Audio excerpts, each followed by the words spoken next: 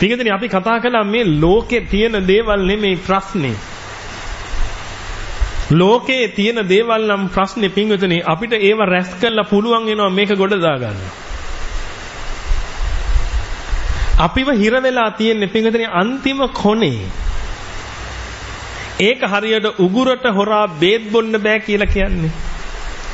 තිත්ත රස දැනෙන ටික තියෙන්නේ පිටුතුනි මෙන්න මේ උගුර කෙරවලේ. දිවේ කොයි හරියද? මුල හරියේ තියෙන්නේ. දිවේ මුල හරියේ තියෙන නිසා පිටුතුනි කොච්චර කළා කසායක් බොන වෙලාවට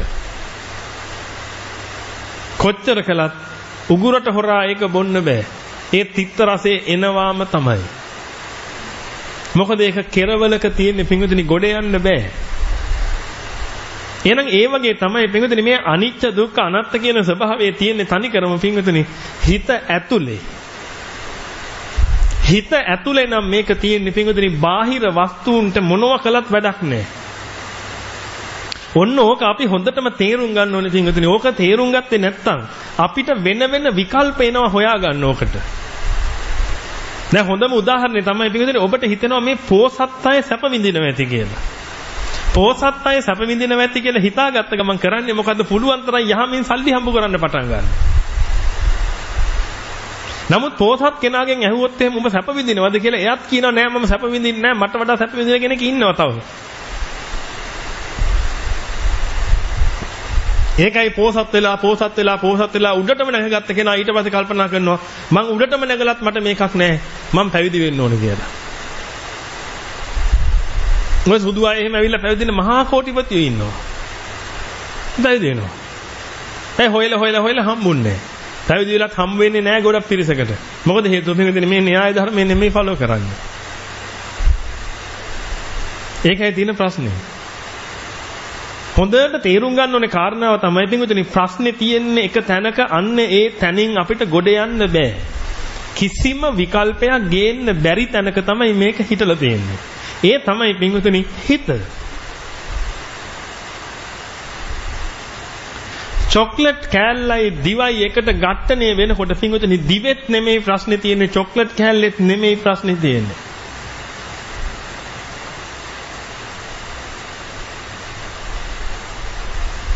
ඔය තියෙන බාහිර රසය අභ්‍යන්තරයට එන ක්‍රමවේදයක් තියෙනවා. ඒ ක්‍රමවේදේ තමයි පින්වතුනි රූප වේදනා සංඥා සංඛාර විඥාන කියලා මේ හිතේ ගොඩ නැගෙන්නේ. මෙන්න මේ හිතේ ගොඩනැගෙන රූප වේදනා සංඥා සංඛාර විඥාන කියන ඔන්න ඔය පහ හිත ඇතුලේ ගොඩනැගෙන එකක් මිසක් ඒක මේ බාහිර රසයේ තියෙන එකක් නෙමෙයි.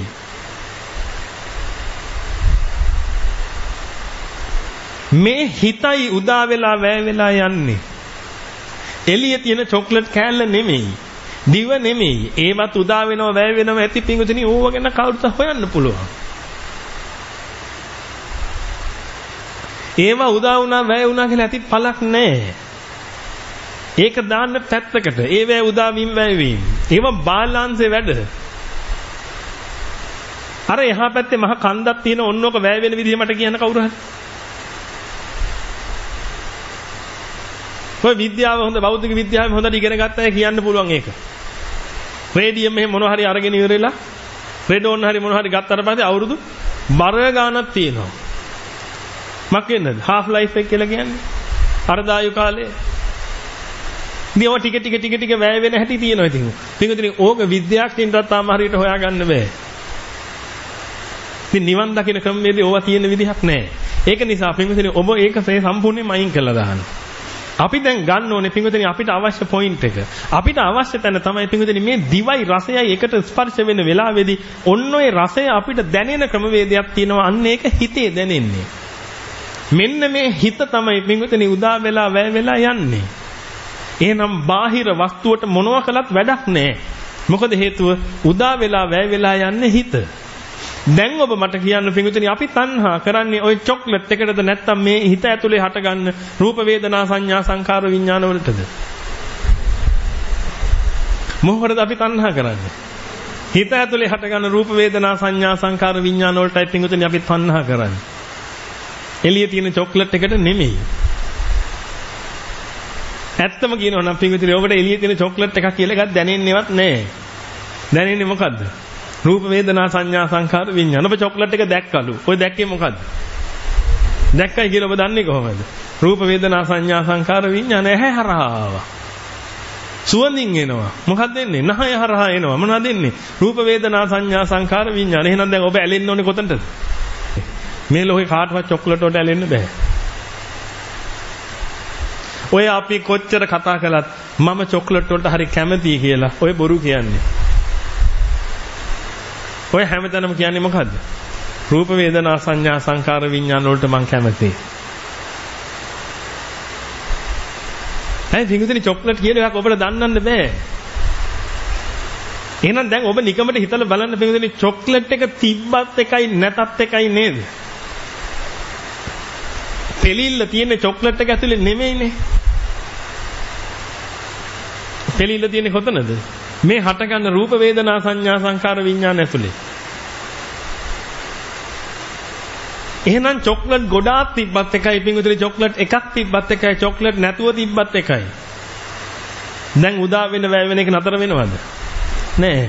මේක තනිකරම හිත ඇතුලේ තියෙන වැඩ පිළිවෙලක් නිසා පිංගුතුනි මේ ලෝකේ තියෙන කිසිම දෙයක් කරලා මේකට පිළියමක් හොයන්න බෑ. ඔබ රස්සාවක් කළා මොකද්ද ඒ කරන්නේ?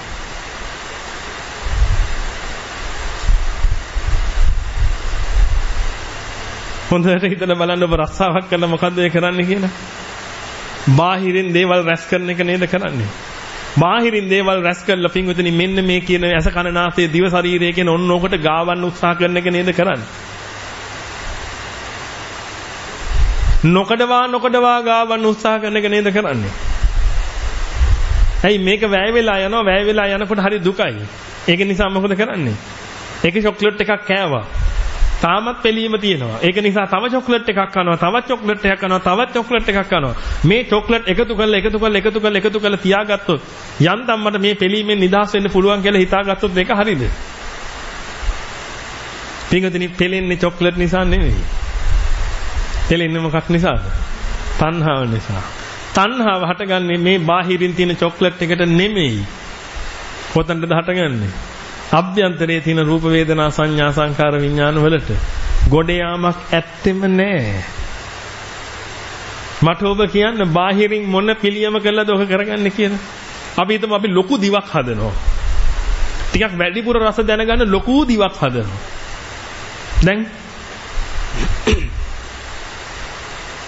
දැන් පුළුවන් ද ටිකක් වැඩිපුර මේ පිළියම අඩු කරගන්න එහෙම වැඩ පිළිවෙලක් ගන්න පුළුවන්ද? බෑ. මම ඒකයි ඔබට කිව්වේ පිටුතුනි මේ දිව වටේම චොක්ලට් ගන්නවා. ඒත් පෙලෙනවද නැද්ද? ඒත් පෙලෙනවා. ඇයි? පෙලන්නේ දිව නෙමෙයි, පෙලන්නේ රසය නෙමෙයි, පෙලන්නේ මොකද්ද? තණ්හාව. පෙලෙන්නේ හිත. හිතයි පෙලෙන්නේ, තණ්හාවයි පෙලන්නේ. එහෙනම් තණ්හාව තියෙන තාක්කල් ඒකාන්තයෙන්ම මේ ලෝක සත්‍යය පෙලෙනවා. ඒකදෙනි තණ්හාව තියෙන්නේ මේ බාහිර වස්තුන්ට නෙමෙයි. තණ්හාව තියෙන්නේ මොනවටද? රූප වේදනා සංඥා සංකාර විඥාන කියන ඔන්න ඔය පහට. ඔබට මේ ටික වැටහෙනවද? ඔබගේ ඇහැ ඉස්සරහා රූපයක් තියෙනවා. ඔය රූපේද පිංගුතනි ඔබට දැන් මේ ඔබ තණ්හා කරන්නේ එහෙම නැත්නම් ඔය රූපේ ඔබට දැනෙන ක්‍රමයක් තියෙනවනේ. ඒකද ඔබට තණ්හා වෙන්නේ. හොඳට බලන්න ඔය තන්හි හා වෙනවා කියලා තියෙනවනේ. යායන් තණ්හා පෝනෝ භවිකා නන්දි රාග සහගතා තත්‍රා අභිනන්දනේ. මෙන්න මෙතන හරීම සියුම් තැනක් වින්දුනේ. මෙතනින් තමයි අසඤ්ඤ පිරිස අසඤ්ඤ තත්ත්වයටපත් වෙන්න වැඩ පිළිවෙල කරගන්නේ. හැබැයි මේ වචනේම දඩමීම කරගෙන ඒගොල්ලෝ හිතා ගන්නවා මේක තමයි තථාගතයන් වහන්සේ දේශනා කළා කියන්නේ. මම ඔබට අද ඒක හොඳට පෙන්වන්න. හොඳ කල්පනාවෙන් බලන්න. අසඤ්ඤ පිරිස අසඤ්ඤ වෙන්න තෝරගන්නේ ඔන්න ඔය තැන. පව් ඒ අය දන්නේ නැහැ අසඤ්ඤ වෙන්න යන්නේ කියලා. පිටින් යම් වෙලාවක හිත පිහිටවන්න තැනක් තිබුණ නැත්තම් අසඤ්ඤද නැද්ද?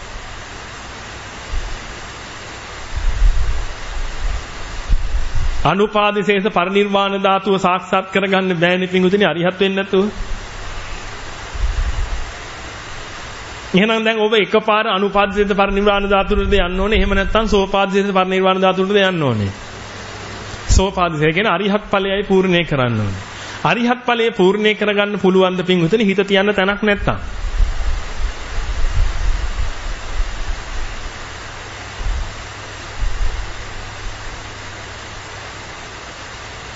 හිත තියන්න තැනක් නැහැ. දැන් අරිහතුන් වහන්සේද?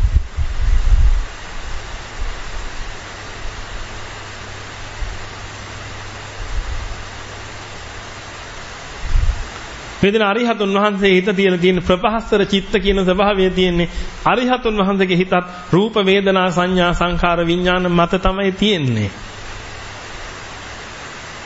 නමුත් ඒවට මක් නැද්ද? තණ්හා නැහැ. සම්පූර්ණයෙන්ම පින්වතුනි මග වරද්ද ගන්න ඕන ඔතන ඉඳලා. ඇයි తත්‍ර අභිනන්දනී කිව්වහම ඒ තන අභිනන්දනය කරනවා කියලා කියන එකේ අභිනන්දන කැලල අයින් කර ගන්නවා. අයින් කළ ඉවර වෙලා තන අයින් කළා නම් දැන් ඉතින් තණ්හාව නැහැ කියලා හිතා ගන්නවා. ඇයි ඒ තන අභිනන්දනය කරනවා කියන එකට ඉතින් තන නැත්තම් හරිනේ. බලන්න තරකයට ගැලපෙනව නේද? තන නැත්තම් තණ්හාව නැහැ.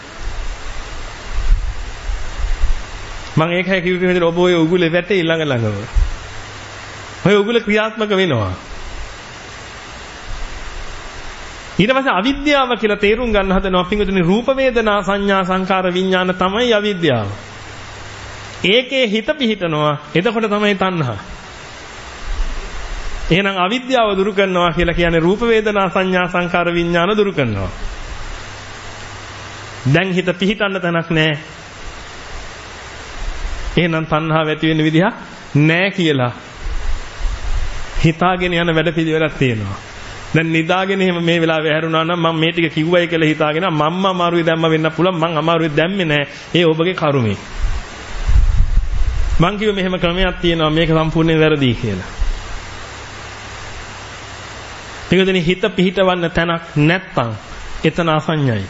හොඳට තේරුම් ගන්න ඒක. සෝපාදිශේෂ පරිනිර්වාණ ධාතුවේ තියෙන චිත්ත ස්වභාවය තමයි ප්‍රභාස්වර චිත්තය. ප්‍රභාස්වර චිත්තයත් පිටුදින අරිහත් ඵල චිත්තයත් ලෝකෙටයි තී කියලා කියන්නේ ඒකයි. මොකද රූප වේදනා සංඥා සංකාර විඥාන මත තමයි ඒක තමයි තැන. ඉතින් තැනේ ප්‍රශ්නයක් නැහැ. ප්‍රශ්නේ තියෙන්නේ මොකද්ද? අභිනන්දනේ ප්‍රශ්නේ තියෙන්නේ. ඒ තැන අභිනන්දනය කරන්නේ නැත්නම් තැන කොච්චර තිබුණත් ප්‍රශ්නයක් නැහැ. දැන් මේ අපි කතා කරනකොට පින්වතුනි තැන තිබ්බට ප්‍රශ්නයක් නැහැ. එතන අභිනන්දනය කරන්නේ නැත්නම්. ඊට වඩා ස්ටෑන්ඩඩ් නේද පින්වතුනි තැනම ගලවලා අයින් කළා නා. ඔය උඩින් ගගා ඉන්න ඕනේ කෙලින්ම ගහ මුලින් ගලවලා දැම්ම නම් වැඩේ ඉවරයි.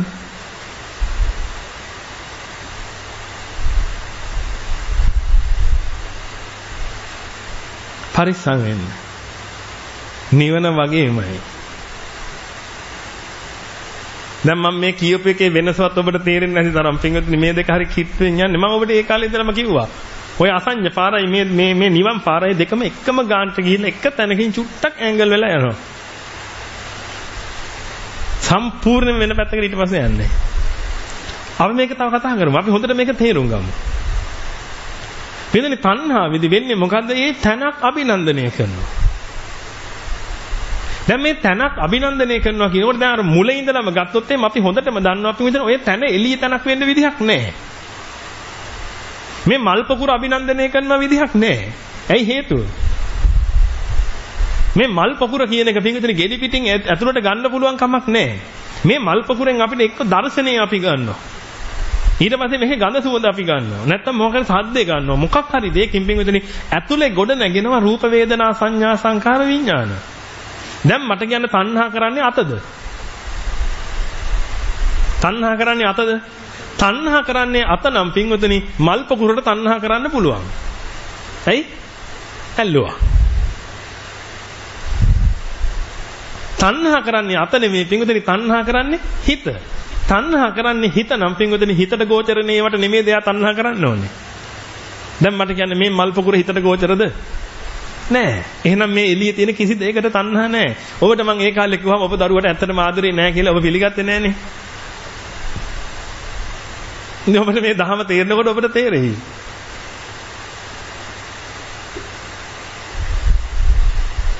ඔබ ඇත්තටම ආදරේ දරුවට නෙමෙයි මොකටද? පින්වතුනි ඔබට දරුවට ආදරය කරන්න බෑ. ඒකයි මම ඔබට කිව්වේ ඔබට මේ දරුවට නෙමෙයි ඔබ ඔය ආදරය කියලා. දරුවට ආදරය කරන්න බෑ ඔබට. හේතුව මොකද? දරුවා ඉන්නේ කොහෙද? එළියේ. අතේ නම් තණ්හාව තියෙන දරුවට ආදරය කරන්න පුළුවන් අල්ලලා. තණ්හාව තියෙන හිතේ. එහෙනම් හිතට ගෝචර වෙන එකක් විතරයි අල්ලන්න පුළුවන් හිතෙන්. ඉතින් හිතට දරුවවද ගෝචර වෙන්නේ නැත්නම් රූප වේදනා සංඥා සංකාර විඥානද? එන හොඳට තේරුම් ගන්න පිටුදලි මම මේ දැන් කියන ඒවා සමහර වෙලාවට ඔබට තව අවුරුද්දකින් විතර තේරෙන්න පටන් ගනී ඇත්ත නේන්නම් ඒ කිව්වේ කියලා. ඒකයි මම අහන්නේ සමහරවිට මම මේ කියන දේවල් ඔබට තේරෙනවද දන්නේ නැහැ කියලා. මොකද පිටුදලි මම දවසකට පැය 18ක් මග වඩනවා ඔබ දවසකට පැය 0ක් මග වඩන අය. කවන්නේ පැය 0ක් වඩනවනේ. ඒකත් ලොකු දෙයක් නේ. ඒක නිසා සමහරවිට මම මේ කියන ඒවා ඔබට එකක්වත් ගෝචර නැතේද? නමුත් තව කාලෙකදී හරි ගෝචර වෙන්නේ. නිර්භීත පිරිසනේ. මම වගේ බයගුල්ලෙක් නෙමෙයිනේ. මම නම් සසරට බය නිවටයා. ඒ කියන්නේ මම ලෝකෙට නිවටයා. ලෝකේ ඕනෙම කෙනෙකුට මට බයින්න පුළුවන්, දොස් කියන්න පුළුවන්, ඕන එකක් කරන්න පුළුවන්. මරන්න විතරයි බැරි. ඇයි ඒ? ඒකට දැන් ඉඩ දීලා බෑ. අනිත් ඕනෙම එකක් කරන්න පුළුවන්. නිවටයා. ඇයි මං හෙන බයගුල්ලෙක් පින්වතුනි මොකටද මේ සසරට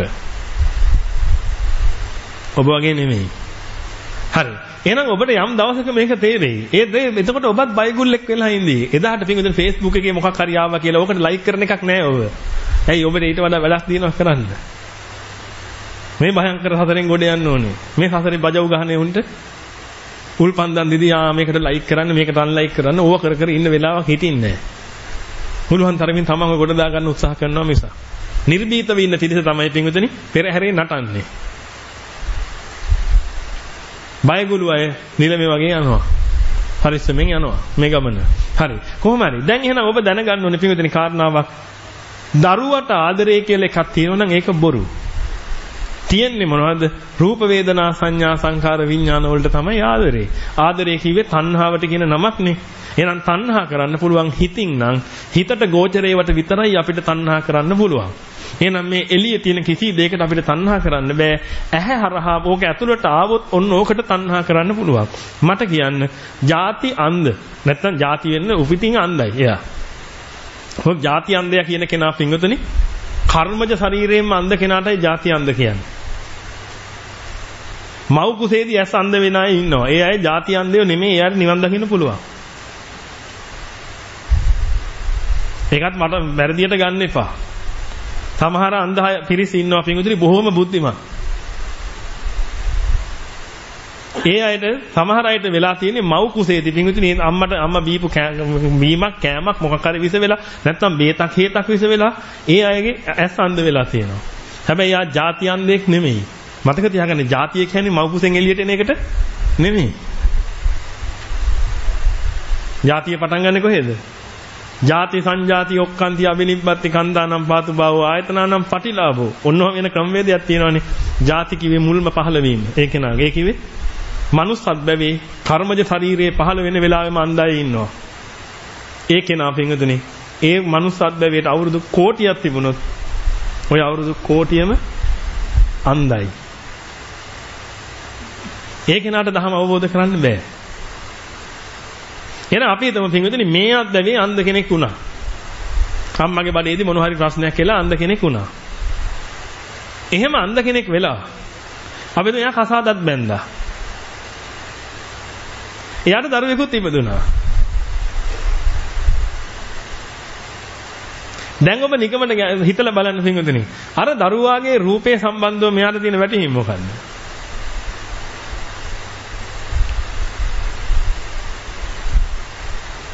ඒ දරුවාගේ රූපයට මෙයා ආදරේද?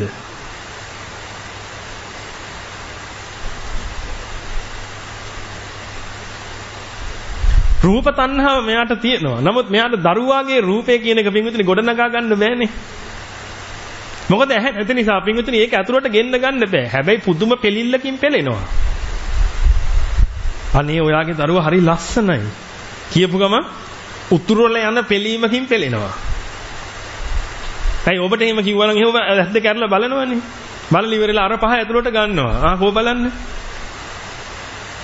ඇතුළට ගන්න නැති එහෙම පුළුවන්ද? ඔබගේ ඇස් දෙක බැඳලා කියනවා ඔබගේ දරුවා හරි ලස්සනයි. දැන් ඔබට සතුටු වෙයිද? ඇයි? ඉතින් දරුවා ඉන්නවා ඉස්සරහ. ඔය ඉස්සරහින් ඉන්න දරුවටනේ කිව්වේ. ඔබගේ දරුවා හරි ලස්සනයි. හැබැයි ඔබගේ ඇස් දෙක බැඳලා නැත්තම් ඔබ අන්ධයි. දැන් ඔබට පුළුවන් ද පින්විතනි මේක බලන්න? එහෙනම් දරුවා හිටියට වැඩක් නැහැ නේද? ඔක ඇතුළට එන්න ඕනේ නේද? එහෙනම් මේ ඇතුළත් එක්ක නේද පින්විතනි අපි මේ කටයුතු කරන්නේ? මේ එළියත් එක්ක නෙමෙයි නේද? හොඳට තේරුම් ගන්න මේ කියපු කතාව.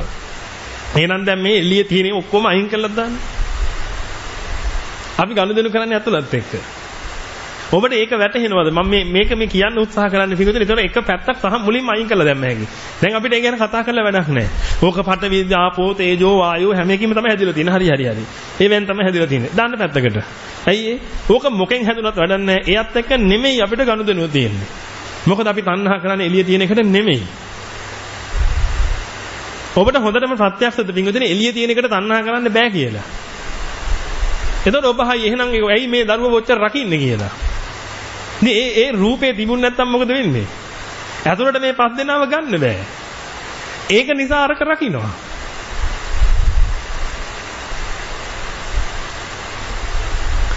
එහෙනම් රකින්නේ පින්විතනි එළිය තියෙන එකට ආදරයටද? නෑ ඇතුලේ තියෙන එකට ආදරයට එළිය තියෙන එක රකින්නවා. මොකද එළිය තියෙන එක නැතුව ඇතුළට මේක ගන්න බැරි නිසා. වැටුණාද කියන දේ? නැත්නම් ඔබට ප්‍රශ්නයක් එන්න පුළුවන් නේ. ඒ කොහොමද අපි ඉතින් මේ දරුවට ආදරේ මේ එළිය මේ දරුවව අපි රකින්නේ ආරක්ෂා කරන්නේ ඔක්කොම කරන්නේ. ඔව් ඒ ඔක්කොම කරනවා මොකටද? තමන්ගේ පැවැත්ම උදෙසා. ඔබ දරුවව රකින්නවා වගේම ඇස් දෙක රකින්නේ නැද්ද? රකින්නවා. මොකද දරුවගේ රූපේ රැක්කත් එකයි තමන්ගේ ඇස් දෙක රැක්කත් එකයි. දරුවගේ රූපේ හොඳට තියෙනවා තමන්ගේ ඇස් දෙක අන්ධ වෙනවා. දැන් වැඩක් තියෙනවද? නෑ. ඔය දෙකම එන්න ඕනේ. ඒක නිසා තමයි කියන්නේ දරුවව ඇහැක් වගේ බලා ගන්න කියලා. දරුවව ඇහැක් වගේ බලා ගන්නවා. ඇහත් මොකක් වගේද බලාගන්නේ? ඇහත් ඇහැක් වගේම බලා ගන්නවා. මොකද හේතුව ඇහැයි දරුවයි දෙන්න ඕනේ මක් වෙන්නද? මේ ඇතුලේ තියෙන එක උදා කර ගන්න නම්. එහෙනම් හොඳට තේරුම් ගන්න පිළිදෙන මේ එළියේ තියෙන එකත් එක්ක අපිට ගනුදෙනුවක් නැහැ කියන එක. එහෙනම් පින්වතුනි ඔබ හරි හම්බ කරලා ඉවර වෙලා මේ රැස් කරලා ගොඩ ගහලා ඔය ගන්න එකම දෙයකින්වත් ඇති බලක් නැහැ. මට කියන්න රූප වේදනා සංඥා සංකාර විඥාන හම්බ කරන්නයි.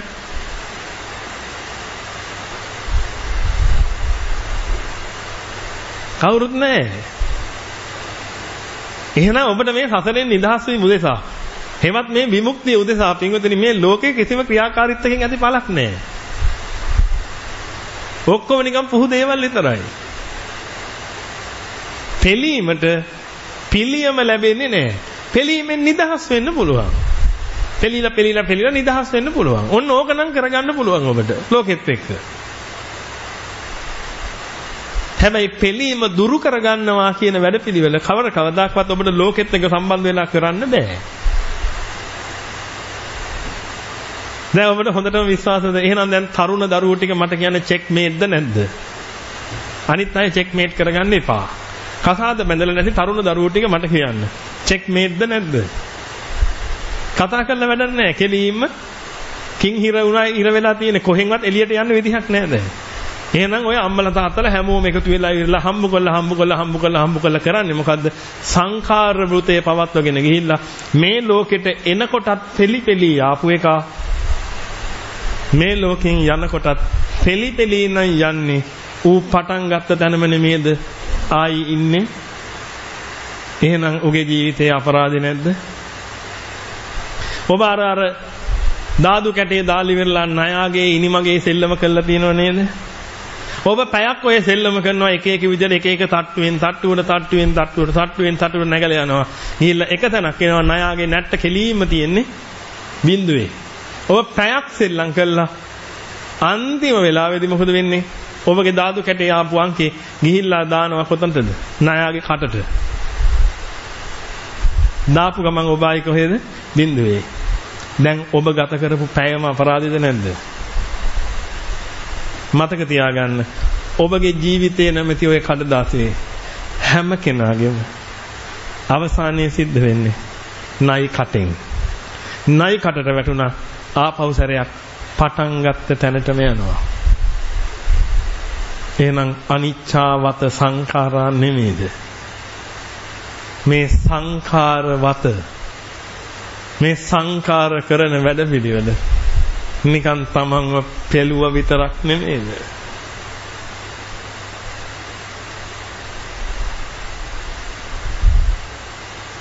තව මොකද්ද පින්වතුනි මේකේ සාරය කියලා උලන්න තියෙන්නේ?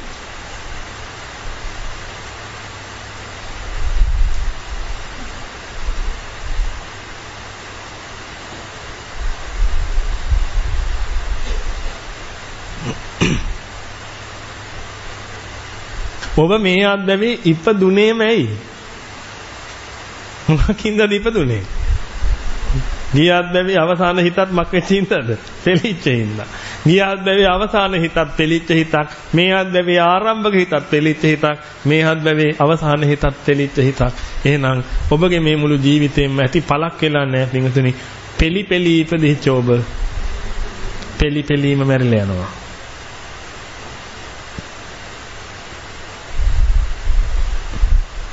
එහෙනම් දැන් මට කියන්න කිංව හොලවන්නව පුළුවන්ද? මම මේ කතා කරන්නේ තරුණයින්ට විතරක් තේරෙන්න. එයා චෙස් ගේම් එක ගැන දන්නවනේ. කිංව හොලවන්නව පුළුවන්ද? බෑ. හිර වෙලාමයි දෙන්නේ. කොහෙන් හෙලෙව්වත් ආයි අහු වෙනවා. හොඳට තේරුම් ගන්න මේවා. කරන්න තියෙන එකම දේ ගොඩ යන්නේ